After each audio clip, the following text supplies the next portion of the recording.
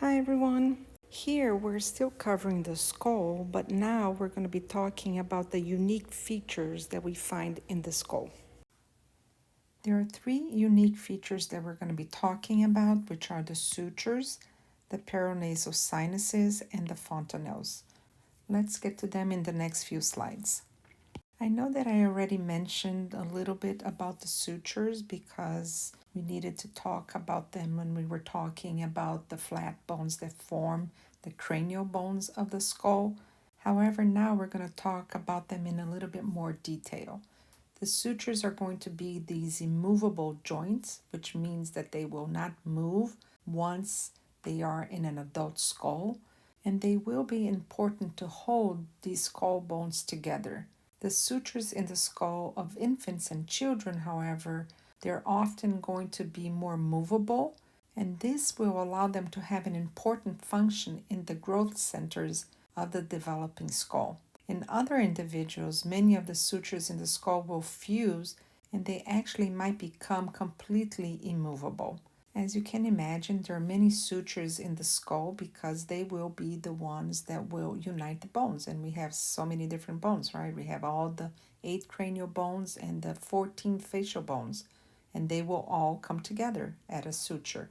But we will only talk about 4 main sutures, which are the coronal, the sagittal, the lambdoid, and the squamous. The coronal suture is going to be the suture that will relate to the coronal plane. Remember when we covered in Module 1, which can also be called the frontal plane.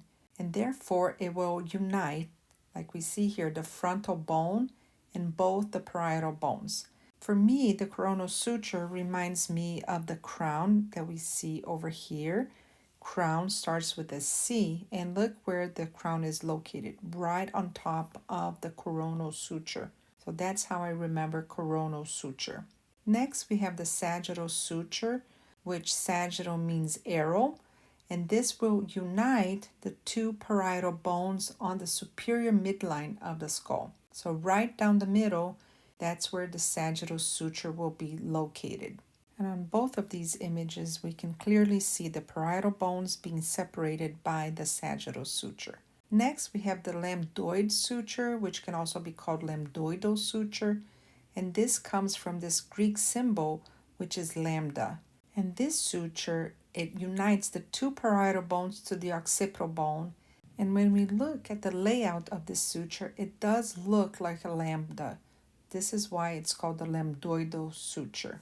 Lastly, we have the squamous suture, which is the only suture that we have 2 of, one on each side, as it will unite the parietal bone with the temporal bones on either side of the skull. The way that I remember that this suture here is the squamous is that I think about how this guy, for example, on this image, he's using his fingers to squeeze his temporal bone on the lateral sides. So it would be squeezing for squamous, and that's how I remember the squamous suture. The paranasal sinuses are going to be these cavities within certain cranial and facial bones near the nasal cavity. They are most evident when you do a sagittal section of the skull, as we can see over here on this lateral view. And these paranasal sinuses, they're going to be lined with mucous membranes that are going to be continuous with the lining of the nasal cavity through these small openings in the lateral wall of the nasal cavity. And these openings, we're going to be able to see them better on the next image. There are 4 paranasal sinuses, which we can see on this image. We're going to have the frontal sinus, which is located right over here on the frontal bone. We're going to have the sphenoid sinus, which is going to be located back here close to the sphenoid bone. The ethmoid air cells or ethmoid sinus, which is going to be located right down the middle in the ethmoid bone. And then we're going to have the maxillary sinus, which is going to be located in the maxilla. So they all have simple names that sort of make sense now that you know all the bones that we mentioned. Now, in terms of function, these air pockets are going to make the bones of the skull lighter, and therefore there's less weight that you have to carry, especially since the brain is very heavy. In addition, the paranasal sinuses, they will serve as these resonating chambers or echo chambers within the skull that will intensify and also prolong the sounds, and this will enhance the quality of the voice. That's why when you have a cold and you have a lot of mucus that's accumulating in your sinuses, your voice changes. The secretions that are going to be produced by this mucous membrane of the paranasal sinuses, they will drain into the lateral wall of the nasal cavity, as we can see over here on this image. See that all these arrows, they're coming from the frontal sinus, for example, right over here, from the sphenoid sinus, from the ethmoid sinus, and also from the maxillary sinus, and they will all drain into the nasal cavity. Now, these paranasal sinuses, they're very simple or absent at birth, and they will increase in size during two critical periods of the facial enlargement. The first one is during the eruption of the teeth, and the second one is during the onset of puberty. The skull of the developing embryos, they will consist of this cartilage and mesenchyme that we see over here, and slowly after birth, these areas will then be transformed into bone through ossification, which we already covered. These areas that have a lot of connective tissue and mesenchyme, they're known as fontanelles, but they're also commonly known as soft spots.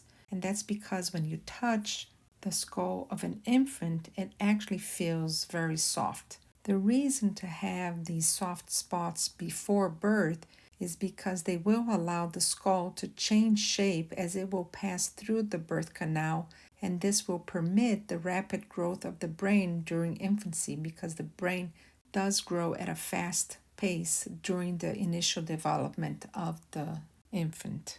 There are four main fontanelles that you need to know, which are the anterior fontanelle, located right over here between the frontal bones and the parietal bone.